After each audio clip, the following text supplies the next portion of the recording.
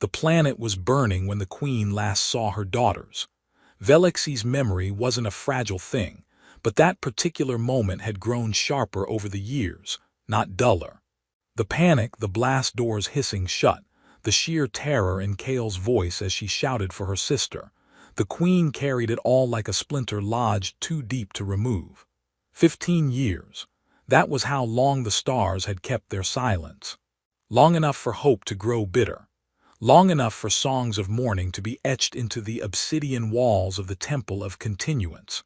Long enough that the court scribes had begun omitting the twins' names from ceremonial protocols, replacing them with respectful blanks. Velexi never permitted it. "They are not dead," she said more than once with the edge of iron in her voice.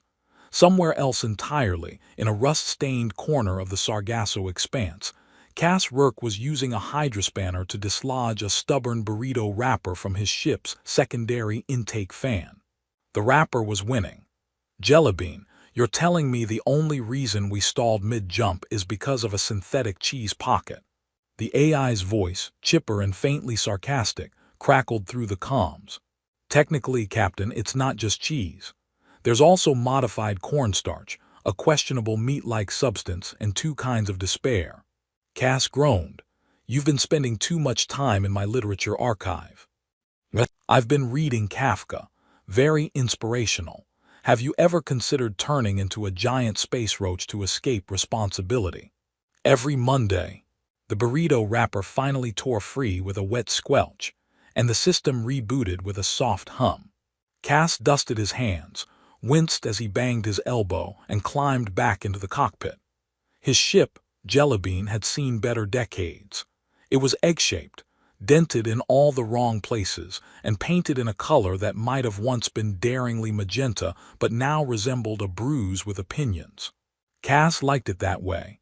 He settled into the pilot's chair, kicked his boots up on the console, and was about to cue up a playlist of 22nd century synth-funk covers when the distress signal pinged. It was faint, warbled. Not the clean mathematical pulse of a modern emergency beacon, but something older, practically fossilized in protocol. A shiver crept up his spine. He adjusted the receiver, letting the signal unravel in real time. Echo. Ilirani unit, request shelter, designation Royal, Ka BZZT, L. Cass blinked, Royal unit. Jellybean's voice sounded suddenly sober. "That dialect hasn't been used in over a decade. It's Zalthian." Cass sat forward, boots thudding to the floor. "You mean the Ears and Tierra people?" "Roughly translated, yes. You might want to sit down." "I am sitting down." "Then you might want to panic." The signal contained coordinates. Off-grid, uncharted, nestled between 3 gravitational anomalies and a star that pulsed like a heartbeat. Cass frowned. "That's in the Virelian dead zone. Nothing comes back from there." "Correction," Jellybean replied. "Nothing smart goes in." Cass was already queuing up the course. "Oh stars, you are going in." It's a distress call. Could be survivors. Could be ancient treasure. Could be a planet full of angry mushrooms with vendettas against humanoids. But you know what? What? Anything's better than fixing another intake fan with taco sauce on it. The ship creaked and groaned as the engines fired up.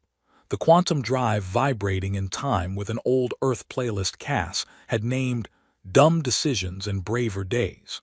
The stars twisted, space folded, and in a blink they were gone. They emerged 3 jumps later in a part of the galaxy that smelled like ozone and bad ideas. The planet was there, hanging in space like a secret, Virelia 9. Covered in thick bioluminescent forests, it shimmered with spectral color, the whole atmosphere humming with interference. Cass stared. "It's like a lava lamp and a jungle had an angry child." Jellybean made a thoughtful sound. "I detect organic tech. Something's alive down there, and watching us." "Of course it is." He prepped a landing shuttle.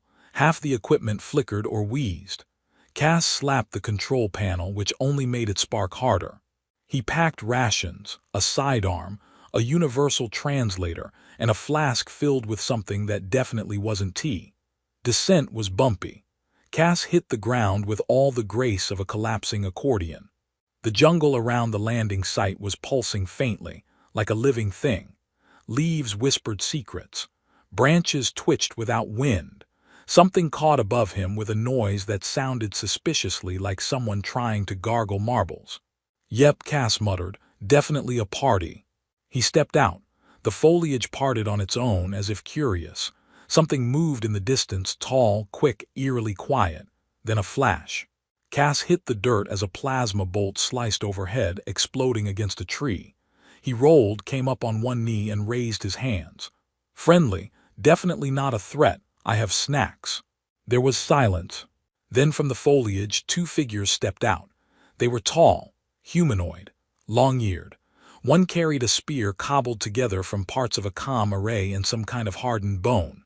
The other wore a cloak fashioned from star tiger fur and a piece of reflective plating. The one with the spear spoke first. Her voice was sharp and steady. "Identify yourself, outsider, or bleed."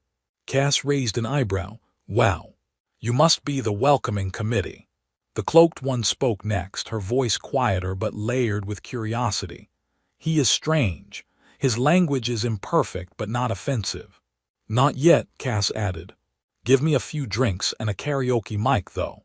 A long pause, then unexpectedly the cloaked one laughed, a short, startled sound. "You're not afraid?" "Oh, I'm terrified," Cass said cheerfully. "But I also have granola bars." "Want one?" The spear lowered a little. "What are granola bars?" Cass grinned. "Proof that humanity, for all our flaws, at least figured out how to combine oats, sugar, and delusion into compact brick form." The sisters exchanged glances. The taller one, Kale, though he didn't know her name yet, looked him up and down. "You're insane." Cass offered the bar. "Frequently, but I make good company." The other, Lyra, took the bar. She unwrapped it slowly. Sniff bit, her eyes widened. Kale looked alarmed. "What is it, poison?" "No," Lyra said softly. "It's peanut butter." They stared at him. Cass dusted himself off and gave them a crooked smile. "So," he said, "you want a ride out of this glowy death planet?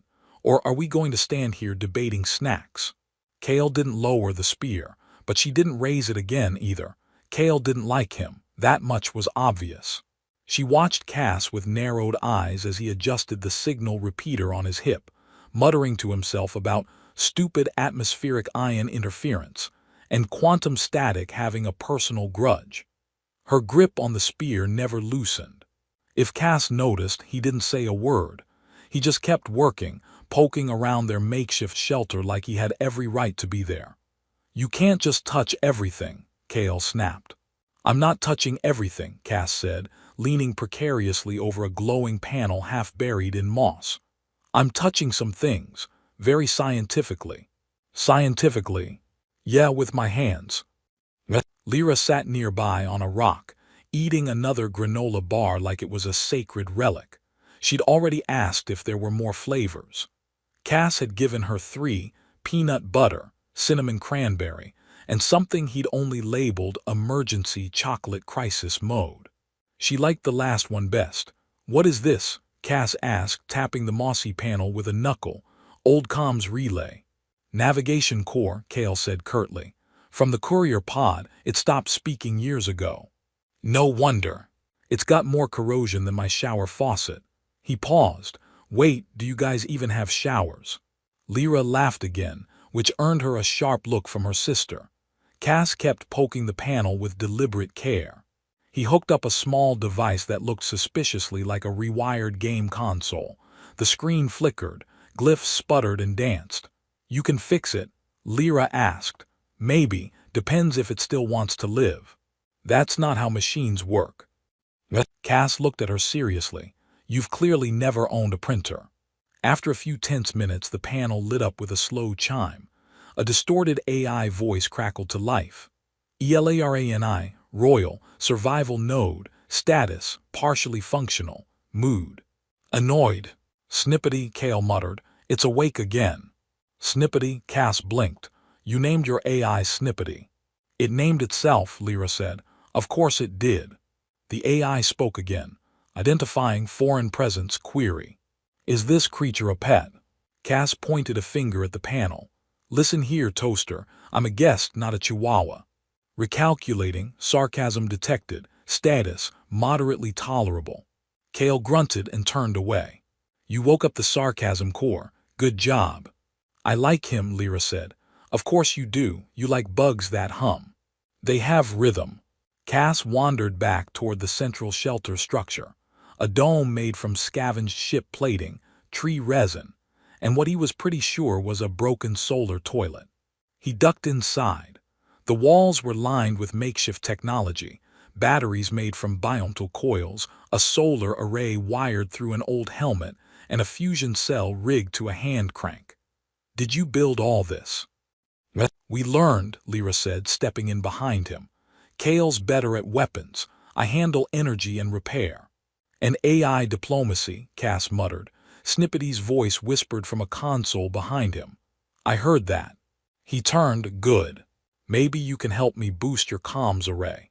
You've got a signal coming in, but not enough to send anything outbound. We tried, Lyra said, but the uplink core burned out years ago.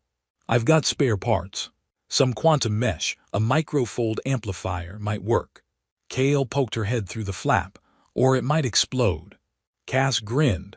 It's not fun unless something might explode. Lyra tilted her head. That sounds like a human saying. Cass adjusted the cable connections, soldering with a steady hand. We call it engineering. As he worked, they explained how they'd survived, how the escape pod's AI had activated its emergency landing routine, how the girls had been just old enough to understand basic instructions, how the planet's biosphere had made everything harder. Hunting had been trial by fire. Learning to store power, fix comms, and understand the rhythms of this world had taken years.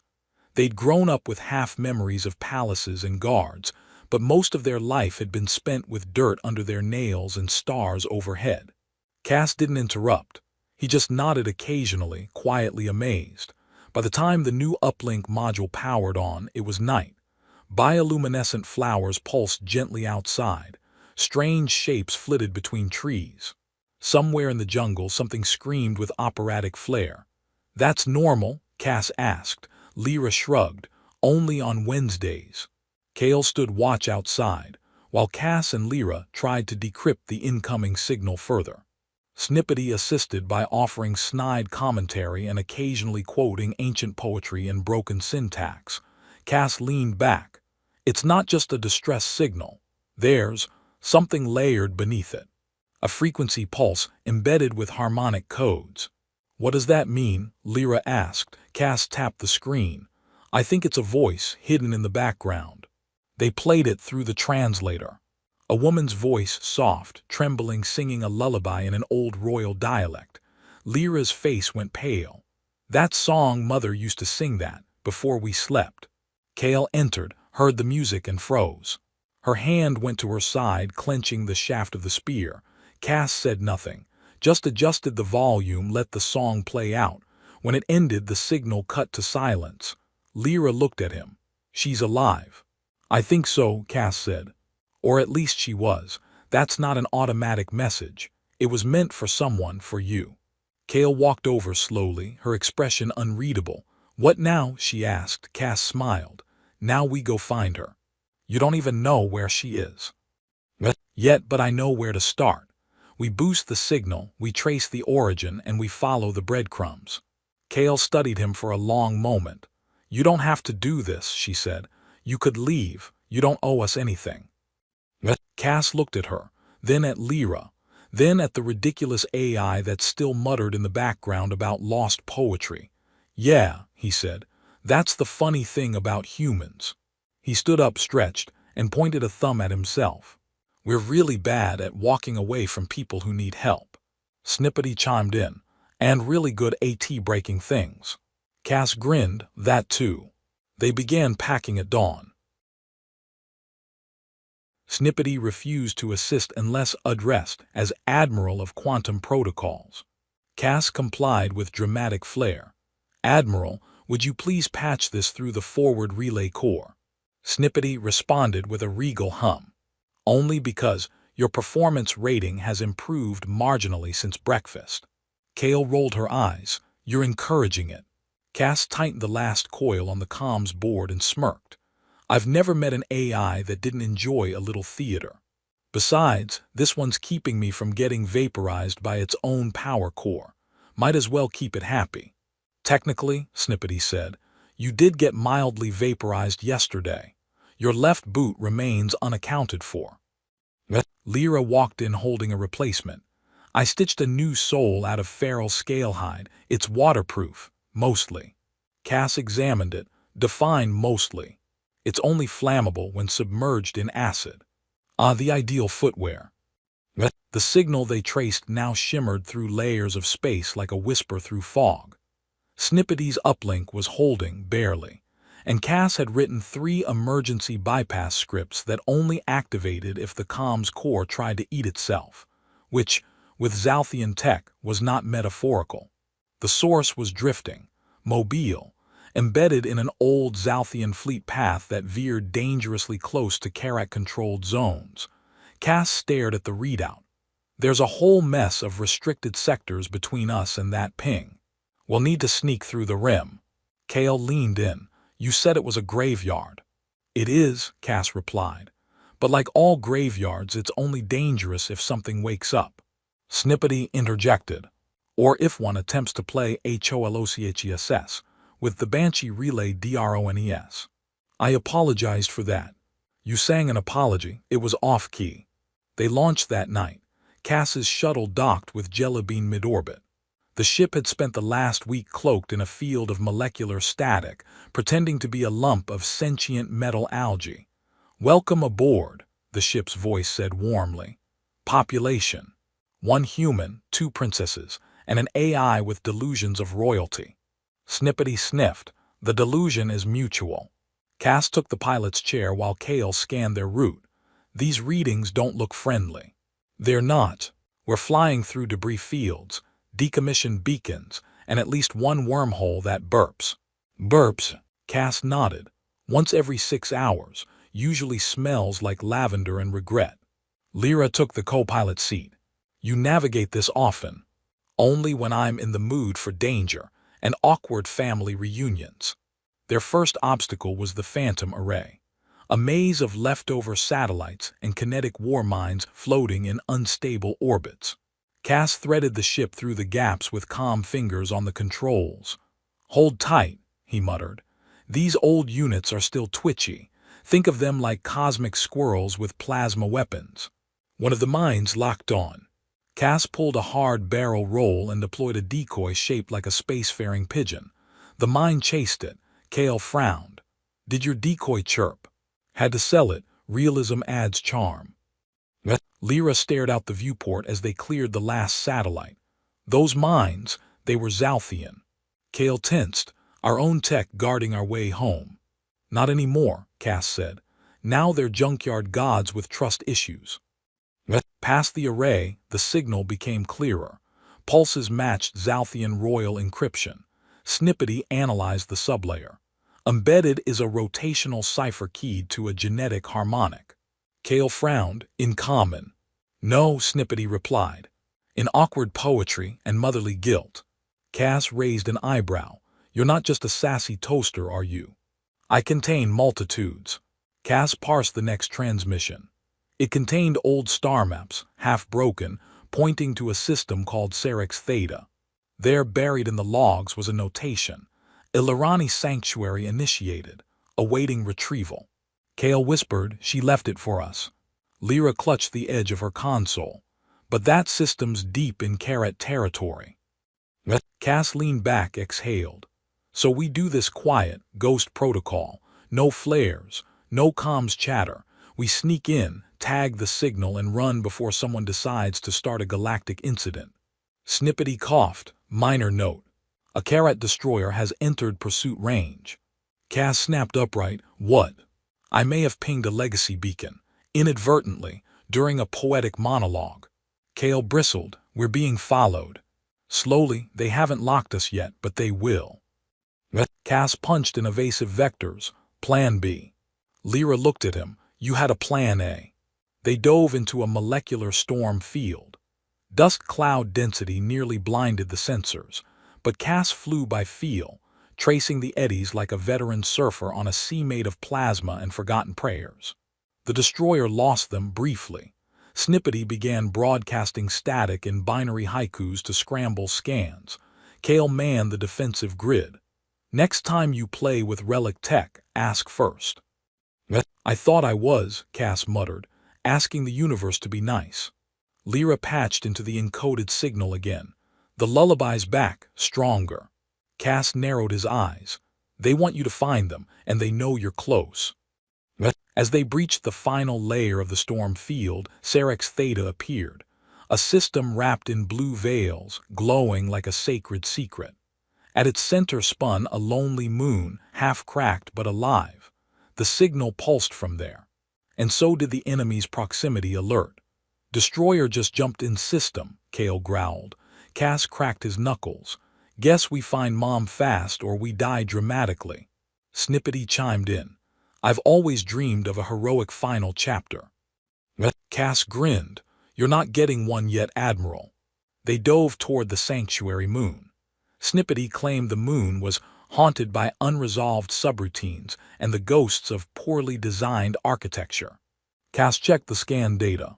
That's poetic, but I'm seeing power nodes, heat signatures, and a whole lot of awkward topography.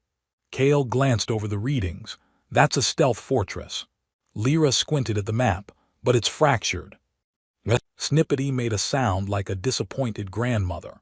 Fractured is generous. The entire structure looks like someone played space Jenga with gravity tools and bad intentions. Cass banked the ship toward the surface. Landing zone looks stable-ish. I give it a 7 out of 10 for crash survivability. Kale muttered, your standards concern me. Jellybean touched down on a platform half buried in the regolith, its surface etched with glowing filigree. Cass powered down the engines and stood. Okay, gang, let's not get killed. Snippety's voice came through the internal speakers. I'll remain aboard, monitoring, also preparing emergency escape plan 17. Lyra raised an eyebrow. There's a 17. There's a 17 through 26. Plan 25 involves faking our deaths with inflatable decoys and a holographic jazz band. Cass strapped on a sidearm. Please tell me that's reusable. They disembarked. The air outside tasted metallic through their rebreathers. A crystalline dome loomed ahead, partially shattered, with exposed scaffolding that twisted in spirals. Kale took point, scanning for traps. Lyra followed, watching the strange blue sigils flicker beneath their feet. Cass lagged behind. This place is giving me hostile yoga retreat energy. Kale muttered, you talk too much when you're nervous. That's a baseless accusation, Cass replied, also completely accurate. Inside, the fortress lit up, not all at once, like an awakening mind, one neuron at a time. A hallway unfurled ahead, smooth and mirror-like. Their reflections moved just slightly out of sync. Lyra frowned. That's not creepy at all. Cass waved at the reflections. Be nice, mirror friends. We come in peace and with emotionally repressed trauma. Kale stepped forward cautiously. Movement, 2 signatures ahead. They rounded the corridor and entered a chamber where an interface shimmered in midair. It glowed pale gold, shaped like an open book with floating glyphs. Cass examined it. Language matrix. It's waiting for a royal harmonic to open. Lyra stepped forward. She hummed. The note echoed in the space like a tuning fork meeting an ancient bell. The interface responded, glyphs aligned. A soft female voice spoke, rich and familiar. My daughters, if you are hearing this, I am either long gone or desperate enough to hide hope in broken places. Kale clenched her jaw. Lyra whispered, it's her. The recording continued. This moon was a fallback point, meant for you. If I failed, if they separated us, I encoded fragments of my location, hidden in the resonance of this place. Cass leaned in. Fragments, you mean clues. The interface pulsed. Another voice broke in snippety through Cass's comm. Apologies for the interruption, but a Karat vessel is currently entering orbital engagement posture. Cass muttered, That's diplomacy for they're about to shoot. Kale growled, we have to finish this fast.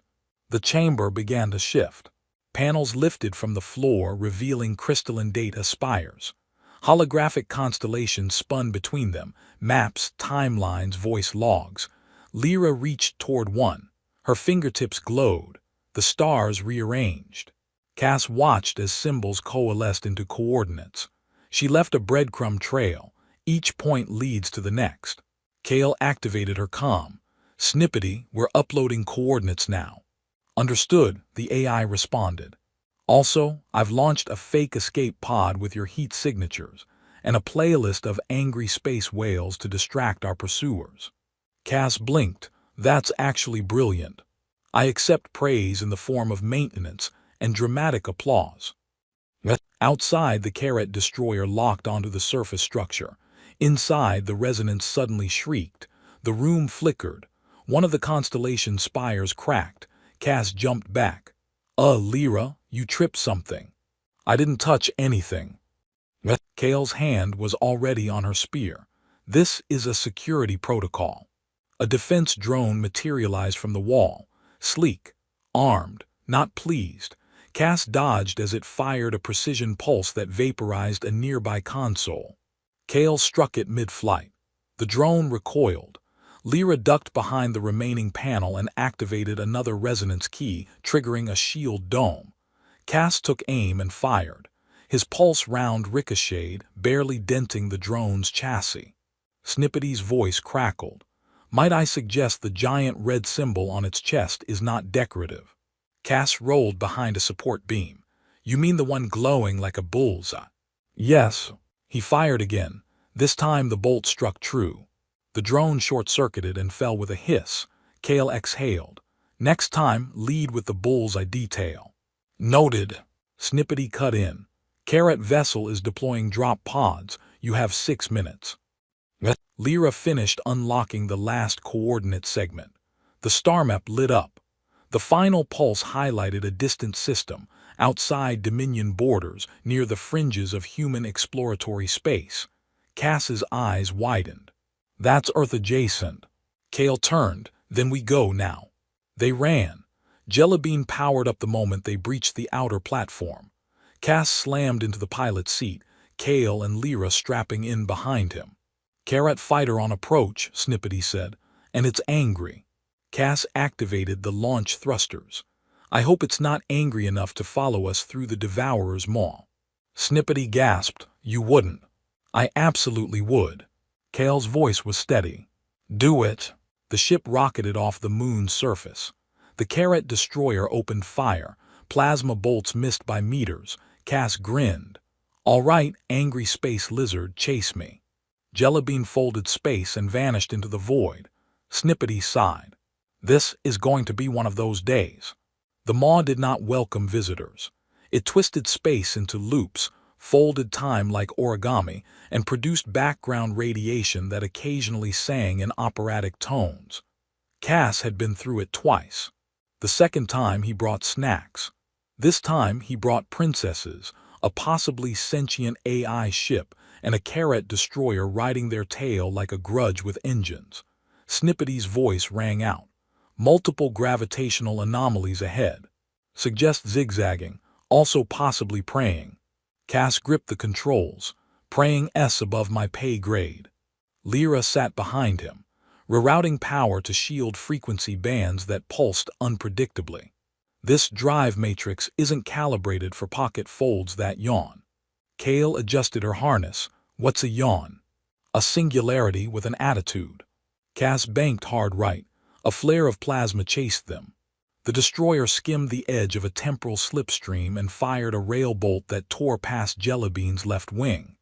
That was rude, Cass muttered. Snippety added, they've locked onto your scent trail, and also your playlist. You uploaded my playlist. I panicked. Kale glanced over. You have a playlist labeled Tragic Last Stand but make it jazzy. It's a mood. Cass swerved through a collapsing velocity trench, cut a hard spiral, and fired a distortion charge behind them. The blast knocked the destroyer sideways. Briefly, Lyra called out, "We can't outpace them forever." "We don't have to," Cass said. "We just have to make them think we did." He activated Plan 21. Jellybean deployed 6 decoys, a cloaking shard, and a hologram of the ship flipping off its pursuers. Kale blinked. "Did you program that gesture?" Snippety replied proudly, "I did." The destroyer targeted the largest decoy and pursued it into the maw's teeth. Jellybean veered off into the shadow of a dead star and dropped into silent drift. Power down, shields low, hull masked. Inside the cockpit it was quiet for a full minute. Then Cass said, "Nobody breathe or think, or admit how close that was." Kale said nothing. Lyra softly reached over and tapped the console. "I'm going to breathe a little." Snippety cleared its non-existent throat. "Well, I can confirm we are no longer being hunted, exploded, or threatened by interdimensional fangs." Cass slumped back. "That's the best news I've had since that burrito wrapper stopped trying to sabotage our life support." Kale stared at him. "You're the most reckless person I've ever met." "Thank you. That wasn't a compliment. It rarely is." Lyra leaned forward. "Next system in range, Earth adjacent, uninhabited satellite station broadcasting the final pulse." Cass punched in the jump coordinates. "Let's finish this." They emerged in a silent region, stars thin, station ancient. An old Zalthian relay structure floated, half covered in frost, still transmitting the mother code. A fleet lingered just beyond.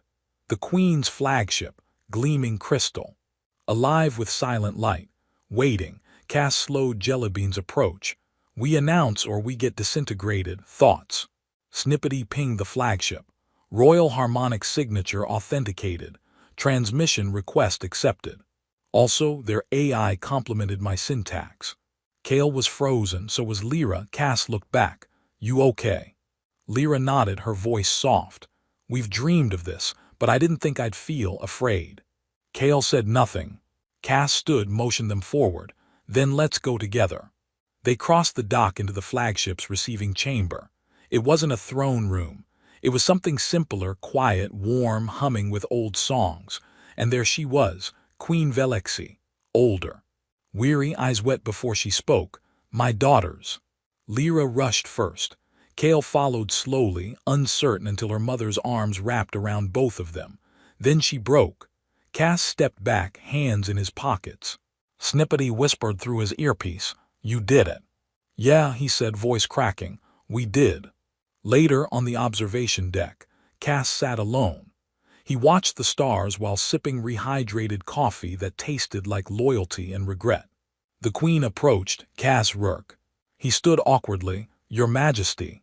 She tilted her head. "You found what I thought was lost. You protected them, brought them home."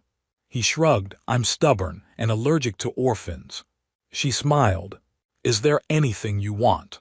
He hesitated. "Honestly. Honestly, I want not to be alone out there, not to be the guy flying toward every distress signal because he doesn't know what else to do." She nodded. "I can offer you a commission," she said, "as ambassador between our worlds." Cass blinked. "Wait, you want me as a diplomat? You bridge 2 lost bloodlines. That makes you more qualified than most." He laughed. "Can I bring Jellybean?" "Of course." Snippety's voice crackled. "I accept this appointment on behalf of my impulsive meat sack." Cass grinned. "Guess